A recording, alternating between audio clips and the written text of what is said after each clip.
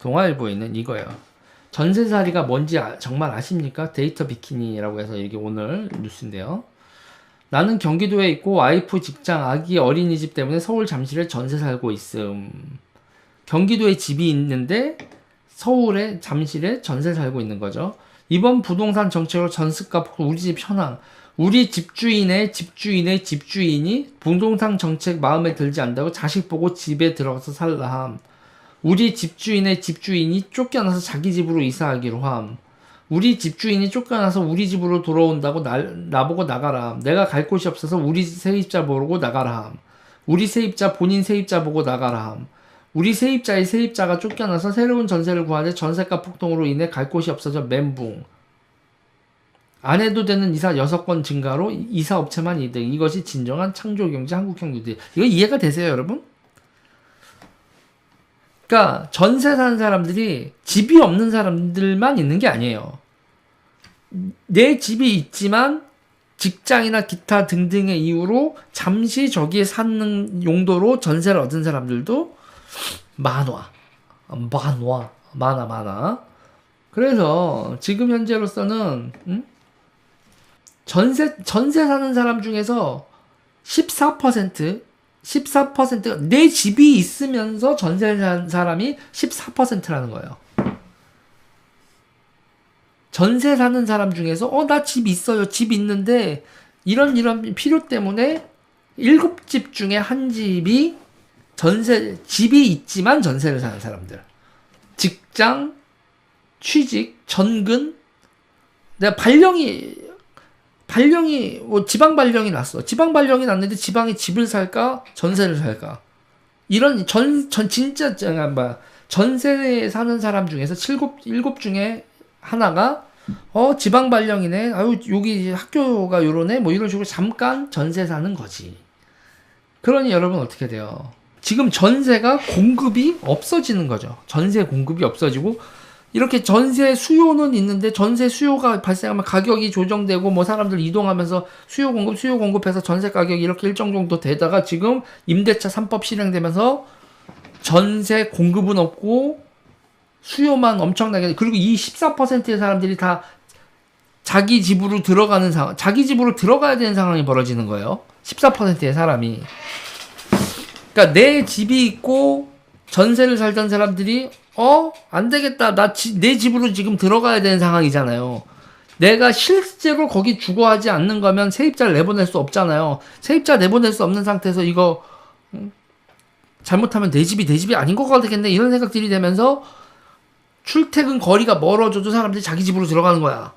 그러니까 쭉쭉쭉쭉쭉쭉 갑자기 원래 이 전세 수요가 원래 실제로 내가 여기 이 동네에 살아야 되겠다라는 전세 수요 말고 갑자기 사람들이 내 집 컴백이요 하고 이렇게 오는 거야. 그러니까 전세 공급이 줄어. 그러면서 의미 가만히 좀 냅두라 얘들아. 이게 반전세라는 말이 사실은 저는 이게 반전세가 어디 있어요. 이게 웃기는 게 여러분, 전세 제도가 없어지면서 여러분 월세 제도로 자리 잡힐 거라고 얘기를 했었는데 지금 여러분 웃기는 거죠. 보통 월세는 보증금을 뭐 3개월치나 뭐 길어봐야 1년치 뭐 1년치 정도 월세를 보증금으로 받는 게 월세 그렇게 제도인데, 지금은 여러분 월세 한 몇십 개월치. 그러니까 이게 어떻게 되냐면 보증금은 전세인데 월세를 해야 되는 거야. 그러니까 이게 전세와 월세 사이에서 월세 보증금이라는 건 월세 몇 개월치 월세를 킵해 놓는 성격이어야 되는데, 월세 2년 사는 기간 동안에 모든 월세를 합친 것보다 더 큰 보증금을 내야 되는. 그래서 옛날 기준으로 보면 금액 크기가 전세 보증금 크기인데 월세를 내야 되는, 보증금 큰 월세가 생겨버린 거지. 그러니까 이게 왜 이 반전세라는 게 반전세가 그러니까 우리나라 월세 제도가 보증금 큰 월세 제도로 바뀐 거야. 월세를 100만 원 낸다 그러면 1000만 원에 100만 원. 이런 게 아니라 월세 100만 원 내는데 보증금 5억 6억. 뭐 반전세란 개념이 보증금이 너무 클 때 반전세라고 얘기하잖아요. 그러니까 보증금이 보증금이 아닌 거잖아. 그리고 여기 있잖아요. 그 진선미 국토교통위원장. 아, 여성부 장관이 지금 여성부 장관 하다가 지금 위원장으로 왔어, 국회에. 예? 그리고 또 헛소리 찍찍 하잖아, 지금. 지금 아파트에 대한 환상을 벌이래잖아요. 아파트에 대한 환상을 벌이래잖아. 이렇게 어디 어느 동네건 약간 좀 고지대에 올라가서, 산에 올라가서 딱 눈 뜨면 다 보이는 게 아파트인데, 아파트에 대해서 아파트가 안 보이는 게 환상이지. 그린벨트 뭉개고 죄다 아파트 짓는 나라에서 아파트에 대한 환상을 없애라? 눈 뜨면 보이는 게 아파트인데 어떻게 아파트가 환상이냐? 눈 뜨면 보이는 게 환상이고, 너 어디 살아? 어머? 뭐 하면서 동네 어디 사냐고 막 물어보면서, 저 레미안 살아요. 저 이 편한 세상 살아요. 뭐 이렇게들 얘기하는 세상이고, 아파트가 브랜드화 되어 있고, 몇 평짜리 아파트에 사는지도 궁금해하는 나라에서 무슨 아파트가 환상이야. 그래서 진선미 장관은 어디 산다는 거야? 본인은 어디서 사는데?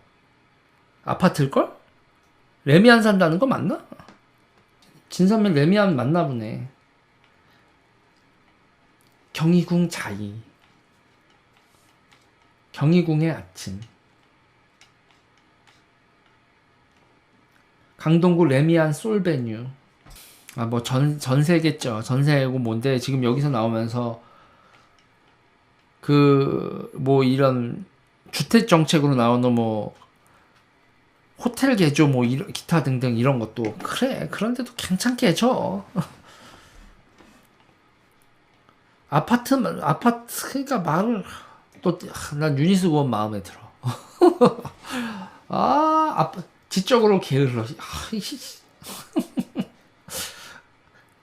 지적으로 게을러. 아주 고급지죠, 표현이?